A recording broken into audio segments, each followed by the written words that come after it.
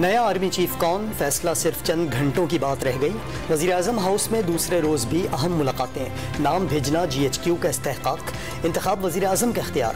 وزارت دفاع کے پاس کل سینئر افسران کے نام آ جائیں گے، وہ وزیر اعظم کو بھجوا دیے جائیں گے۔ کمان کسے ملے گی؟ فیصلہ شہباز شریف کریں گے۔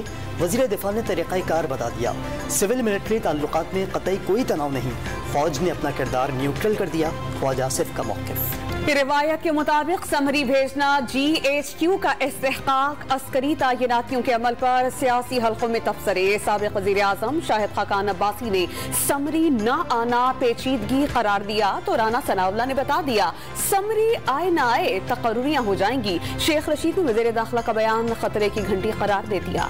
سابق صدر آصف علی زرداری کی وزیر اعظم ہاؤس آمد، وزیر اعظم شہباز شریف سے ملاقات میں ملک کی مجموعی سیاسی صورتحال پر تبادلہ خیال، نئے آرمی چیف کی تعیناتی پر بھی مشاورت۔ عمران خان کو الیکشن جیت کر دوبارہ وزیر اعظم بننے کا یقین، معیشت کی بحالی کے لیے قانون کی حکمرانی لازمی قرار دے دی۔ اکثریت کی حکومت ہی پالیسیز پر عمل درآمد کرانے کے اہل ہوگی، کسی کو بھی حکومت میں لے آئیں، جب تک استحکام نہیں ہوگا حالات بہتر نہیں ہوں گے۔ PTI چیئرمین کا کراچی میں ویڈیو لنک پر سیمینار سے خطاب، اتحادی حکومت پر ملک کو معاشی تباہی کی طرف لے جانے کا الزام۔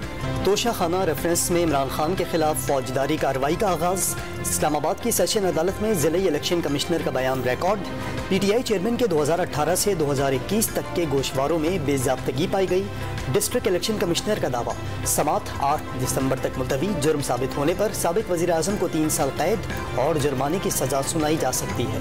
آمدن سے زائد اثاثہ جات کے کیس میں وزیر خزانہ اسحاق ڈار کو بڑا ریلیف، احتساب عدالت نے کیس نیب کو واپس بھیج دیا۔ نئے ایکٹ کے تحت کیس دائرہ اختیار میں نہیں۔ اسحاق ڈار، سابق صدر نیشنل بینک سعید احمد، نعیم محمود اور منصور رضا رضوی نامزد تھے۔ ملزمان کی بریت کی درخواست پر احتساب عدالت کے جج محمد بشیر نے فیصلہ سنا دیا۔ تحریک انصاف کے سینیٹر چیئرمین سینٹ کے خلاف تحریک عدم اعتماد پر تقسیم، اعظم سواتی کی جانب سے ویڈیو ثبوت پیش نہ کرنے پر سینیٹرز پیچھے ہٹ گئے۔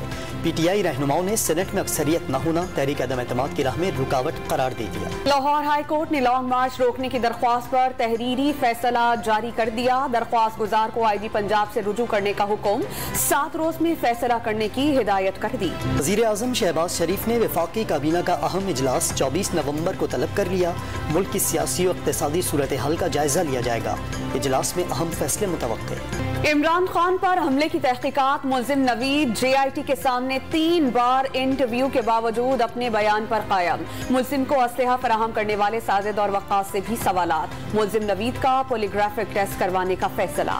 کراچی اور حیدرآباد میں بلدیاتی انتخابات 15 جنوری کو ہوں گے، الیکشن کمیشن نے فیصلہ سنا دیا۔ سندھ حکومت کی التوا کی درخواست مسترد، متعلقہ اداروں کو سیکیورٹی انتظامات مکمل کرنے کی ہدایت۔ ابھی تک حیدرآباد ڈویژن کے کئی اضلاع میں پانی کھڑا ہے، ابھی تک جہاں پانی کھڑا ہے وہاں پولنگ اسٹیشن بھی خراب ہوئی ہیں، جہاں پانی کھڑا ہے تو وہاں رستے بھی خراب ہیں کہ لوگوں کو آنے جانے میں تکلیف ہوگی۔ ہاں کراچی میں ایسی صورتحال نہیں ہے اپنی جگہ پہ۔ کورٹ نے بھی فیصلہ کیا ہے کہ 2 مہینے میں الیکشن کرائے جائیں، اور الیکشن کمیشن نے بھی اناؤنس کیا ہے کہ 15 جنوری کو الیکشن کرائے جائیں، اور ہم بھرپور کوشش کریں گے کہ اس الیکشن کو ہو جانے دیں۔ سندھ حکومت کراچی میں بلدیاتی انتخابات کے انعقاد پر تیار۔ حیدرآباد ڈویژن کے کئی علاقہ جات میں اب بھی سیلابی پانی موجود ہونے کا عذر پیش کر دیا۔ کئی پولنگ سٹیشنز قابل استعمال نہیں، جیالی رہنما نثار کھوڑوں کا موقف۔ MKM بلدیاتی اداروں کو جمہوریت کی بنیاد سمجھتی ہے، متحدہ رہنما محمد حسین کی فیصلے پر وضاحت۔ جماعت اسلامی کراچی کے امیر حافظ نعیم الرحمان نے الیکشن کمیشن کا فیصلہ خوش آئین قرار دیا۔ ڈوم نیوز سے خصوصی گفتگو میں بلدیاتی انتخابات جیتنے کا بھی دعویٰ، صاف شفاف الیکشن کے لیے سیاسی ایڈمنسٹریٹر کو ہٹانے کا مطالبہ۔ سابق DG Sindh building control authority Manzoor Qadir Kaka کو پاکستان لانے کی تیاری، محکمہ داخلہ سندھ کا انٹرپول کے ذریعے گرفتاری کے لیے وفاق کو خط، ناقابل ضمانت وارنٹ گرفتاری جاری۔ منظور کاگا پر ناسلا ٹاور کے حوالے سے مقدمہ درج ہے۔ سابق additional director master plan Irfan Qureshi بھی نامزد۔ برطانوی ہائی کمشنر کرسٹن ٹرنر کی عمران خان سے ملاقات، قاتلانہ حملے کی مذمت، جلد شفا یابی کے لیے نیک تمناؤں کا اظہار۔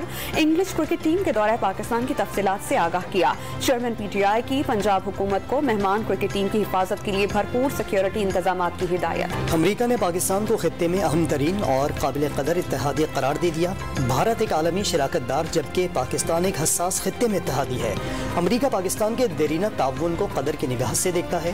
امریکی محکمہ خارجہ نے واضح کیا کہ داخلی سیاسی تبدیلیوں سے پاکستان کے ساتھ اچھے تعلقات کی امریکی خواہش میں تبدیلی کوئی نہیں آئے گی۔ چین پاکستان کے ساتھ سی پیک منصوبوں پر عملی تعاون تیز کرنے کو تیار۔ ترجمان چینی وزارت خارجہ کے مطابق شہباز شریف کے دورہ چین میں 4 نئی راہداریوں، ڈیجیٹل، صنعتی، سبزہ اور صحت کے شعبوں میں تیزی سے کام کرنے پر اتفاق ہوا۔ سی پیک نے پاکستان کی سماجی اور اقتصادی ترقی میں اہم کردار ادا کیا۔ فٹ بال ورلڈ کپ کا سب سے بڑا اپ سیٹ، سعودی عرب نے میسی سمیت اسٹار پلیئرز پر مشتمل ارجنٹائن کو 1 کے مقابلے میں 2 گول سے مات دے دی۔ فاتح ٹیم کے صالح اور سلیم نے ایک بار گیند جال میں پہنچائی۔ میچ برابر کرنے کے لیے ارجنٹائن پلیئر کے تابڑ توڑ حملے، لیکن سعودی گول کیپر دیوار بن گئے۔ شاندار کارکردگی پر پلیئر آف دا میچ قرار۔ امیر قطر شیخ تمیم بن حمد الثانی کے ارجنٹائن کے خلاف میچ، سعودی عرب ٹیم کے سپورٹ، گلے میں سعودی عرب کا پرچم ڈال لیا۔ ویڈیو سوشل میڈیا پر وائرل، اسٹیڈیم میں موجود سعودی وزیر کھیل بھی خوشی سے نہال۔ ارجنٹائن کے خلاف جیت پر سعودی عرب کے مداحوں کا بھی بھرپور جشن، کراچی میں بھی مداح جھوم اٹھے۔ فٹ بال ورلڈ کپ کے گروپ ڈی میں تیونس اور ڈنمارک کے درمیان میچ ڈرا ہو گیا۔ مقررہ وقت میں کوئی بھی ٹیم گول سکور نہیں کر سکی۔ گروپ سی میں پولینڈ اور میکسیکو کی ٹیمز آمنے سامنے۔ آسٹریلیا کا انگلینڈ کے خلاف 3 ون ڈے میچز کی سیریز میں کلین سویپ۔ آسٹریلیا نے پہلے بیٹنگ کرتے ہوئے 5 وکٹوں پر 355 رنز کا پہاڑ کھڑا کر دیا۔ ہدف کے تعاقب میں انگلش بیٹنگ لائن فلاپ، پوری ٹیم 142 رنز پر ڈھیر۔